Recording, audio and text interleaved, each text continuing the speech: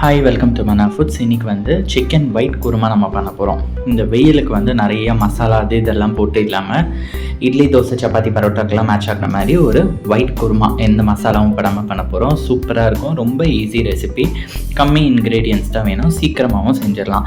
இதுக்கு என்னென்ன இன்க்ரீடியன்ஸ் வேணும், எப்படி செய்கிறதுன்னு பார்ப்போம். ஃபஸ்ட்டு வந்து வெங்காயம் பொடிசாக கட் பண்ணிக்கலாம். ஒரு 4 பெரிய வெங்காயம், 5 பச்சை மிளகாய் நான் எடுத்திருக்கேன் எங்கள் காரத்துக்கு, 2 தக்காளி. தேங்காய் எண்ணெய் ஊற்றி தான் நான் தாளிக்க போகிறேன். நீங்கள் எந்த எண்ணெய் வேணுமோ நீங்கள் யூஸ் பண்ணிக்கோங்க. பட் தேங்காய் எண்ணெய் போட்டிங்கன்னா பெஸ்ட்டாக இருக்கும். பட்டை, கிராம்பு, ஏலக்காய் எல்லாமே 5 போட்டுக்கோங்க.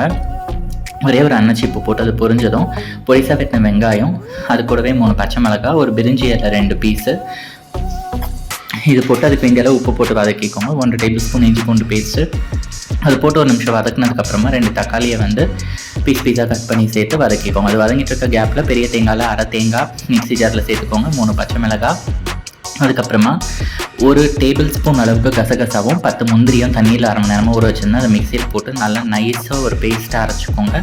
கொஞ்சம் கூட நரன்னு இருக்கக்கூடாது, நல்லா நைஸ் பேஸ்ட்டாக இருக்கணும், அது ரொம்ப முக்கியம். இது வதங்கின உடனே இதில் சிக்கன் சேர்த்து இன்னும் கூட கொஞ்சம் உப்பை சேர்த்து நல்லா மிக்ஸ் பண்ணிக்கோங்க. இதில் ஒரு பீஸ் உருளைக்கிழங்கும் எங்கள் அம்மா சேர்த்துருக்காங்க.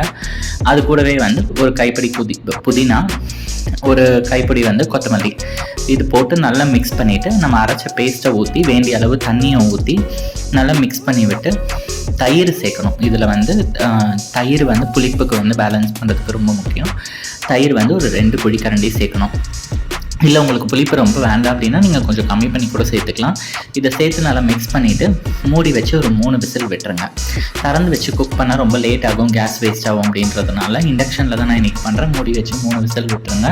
இது 3 விசில் வர்றதுக்குள்ளே இட்லி ஊற்றிடலாம். நம்ம இன்றைக்கி வந்து சண்டே மத்தியானத்துக்கே வந்து இட்லி, பரோட்டா, தோசை தான் செய்ய போகிறோம். இதுக்கு வந்து இது ரொம்ப நல்ல மேட்சாக இருக்கும் இந்த ஒயிட் குருமா. இப்போ அந்த குழம்பு வந்து விசில் வர்றதுக்குள்ளே இது எல்லாமே ரெடி பண்ணிட்டோம் அப்படின்னாக்கா சூடாகவே நம்ம சாப்பிட்றலாம். இப்போ இது வந்து 3 விசில் வந்ததுக்கப்புறமா ப்ரெஷர் இறங்கிருச்சு. இப்போ இதில் வந்து ஒரே ஒரு டேபிள் ஸ்பூன் அளவுக்கு மிளகுத்தூள் சேர்த்துக்கோங்க. உங்களுக்கு என்கிட்ட வந்து மிளகுத்தூள் காலி ஆகிடுச்சு, அதனால் ஃப்ரெஷ்ஷாக பவுடர் பண்ணி நான் சேர்க்குறேன். நீங்கள் வந்து மிளகு வந்து தேங்காவோட அரைச்சும் சேர்க்கலாம், எப்படி வேணாலும் பண்ணலாம். பட் தூளாக போட்டால் பெட்டர். அவ்வளோதான், நம்மளோட ஒயிட் குருமா ரெடி.